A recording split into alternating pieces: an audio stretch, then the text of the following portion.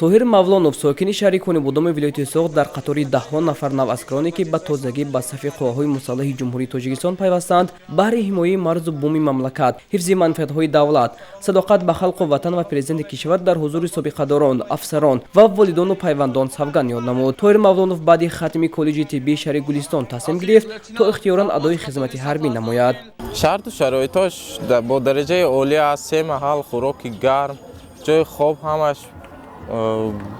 درجه عالی، جوراهایی که از طرف دوشنبه است، از کلاب است، از ولایت‌های مختلف کوهستان بدخشان است جورگی پیدا کرده. مشق‌های ورزشی می‌گذاریم، درس‌ها برای چیا می‌گذاریم، روز ما با درجه عالی می‌گذره.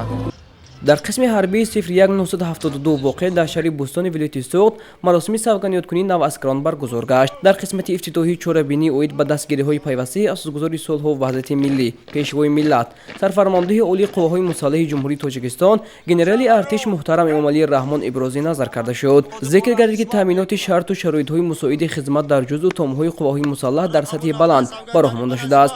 پس از صدا دادن سرود ملی نواسکران در نزد حاضرین با تنتنه سوگند یاد نمودند.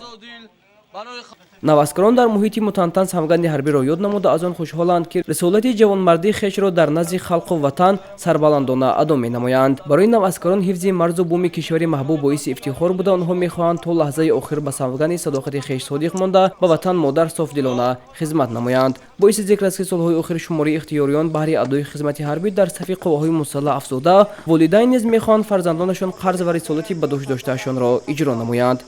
از نبیره ها همیتا دویمش خدمت کرده است. فرزندان همش خدمت کردی، 3 تاش همیشه خدمت کردی بود.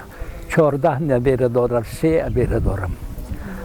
بیاد همش خدمت بر خدا راست. خدمت کردنش در گوشم که من یگان تشو داشتگیم نه. خودم بودم دیگه یک نبیره اول من خودم بودم همش سمسته و خدمت کردیش با دیگه خیلی بچه. در حیات نواسکرانی که به صف قواهای مسلح جمهوری تاجیکستان قدم‌های نخستین خود را گذاشته ایستادند، این روز یکی از صف‌های خاطرمان و درخشان‌ترین خدمت حربی به حساب می‌رود.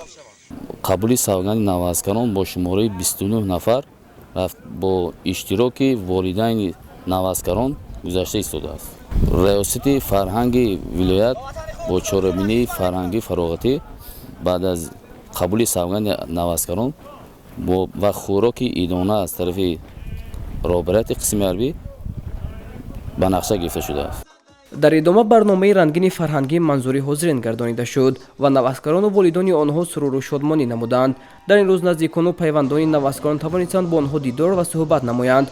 همچنین پیوندان و نزدیکان نواسکران امکان داشتند که با بازه تعلیمی و ماده قسم حربی، شرایط معیشی و خدمت آن از نزدیک آشنا شوند. آنها پس از شناسایی به شرایط بود و باش نواسکران بهای بلند دادند.